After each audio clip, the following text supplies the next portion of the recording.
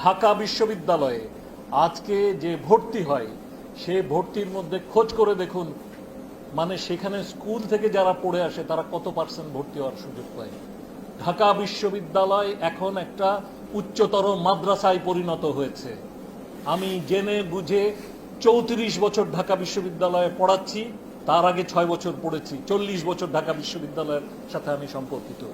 আমি বলছি ঢাকা বিশ্ববিদ্যালয়কে আমি চোখের উপরে একটা উচ্চতর মাদ্রাসা, একটা হায়ার মাদ্রাসায় পরিণত হতে দেখছি, এবং এটা কোনোভাবে গ্রহণযোগ্য নয়।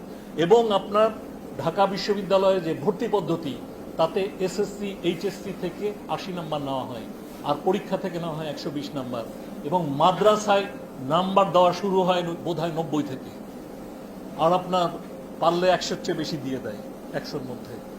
আর আপনার স্কুলে যারা পড়ে, স্কুলে কলেজে আমাদের সন্তানরা যারা পড়ে, তাদেরকে অনেক সংগ্রাম করে আপনার, আমরা সবাই ওনার কথাগুলো শুনলাম। এখন ওনার মানে প্রশ্ন হচ্ছে, মাদ্রাসা স্টুডেন্ট বা ঢাকা ভার্সিটি এবং বাংলাদেশের বিভিন্ন ইন্টারন্যাশনাল ইউনিভার্সিটিতে বেশি চান্স পাচ্ছে মাদ্রাসা স্টুডেন্টগুলো। দেখো ওনার কথাটা মানে বাচনভঙ্গিটা আপনারা বুঝতে পারছেন কিনা জানি না, মানে উচ্চতরের মাদ্রাসা হয়ে যাচ্ছে ঢাকা বিশ্ববিদ্যালয় এবং বিশ্ববিদ্যালয়গুলো। অ্যাকচুয়ালি এটা তো একটা পরীক্ষার নাম্বারের দ্বারাই অ্যাডমিশনটা নেওয়া হয়, যে এইচএসসি এবং এসএসসি থেকে 80 মার্ক এবং ভর্তি পরীক্ষা থেকে 120 মার্ক। এখন 80 মার্ক না হয় মাদ্রাসা থেকে পেল, কিন্তু 120 মার্ক তো বিশ্ববিদ্যালয় ভর্তি পরীক্ষা খাতা থেকে দেওয়া হয়। তাহলে ভর্তি হওয়ার চান্স যদি মাদ্রাসা স্টুডেন্টরা বেশি পায়, তাহলে আপনার চুলকানি কেন? আপনার সমস্যা কোথায়? আপনি জানেন মাদ্রাসার স্টুডেন্টগুলো কত ব্রিলিয়ান্ট হয়, কত মেধাবী হয়? আপনি জানেন? গোড়ার ডিম। আপনারা কি জ্ঞানী? আপনারা কি জ্ঞান অর্জন করছেন? একটা মাদ্রাসার স্টুডেন্ট অনেক জ্ঞানী।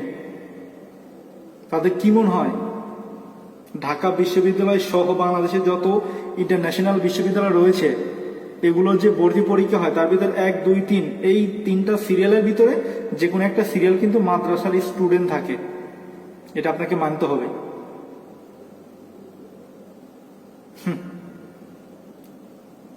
মানে মাদ্রাসা নিয়েই মানুষের যত চুলকানি, ইসলাম শিক্ষা নিয়েই মানুষের যত চুলকানি, অন্য কোনো শিক্ষা নিয়ে মানুষের অত চুলকানি নাই।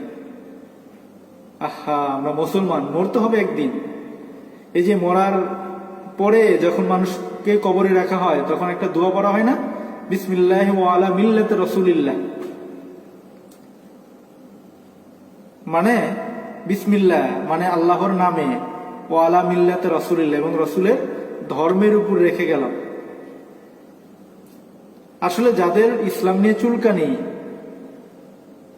তাদের আসলে মরণের পরে কবরে রাখার সময় এই দোয়াটা না পড়ে অন্য কোনো দোয়া পড়া উচিত বলে আমি মনে করি।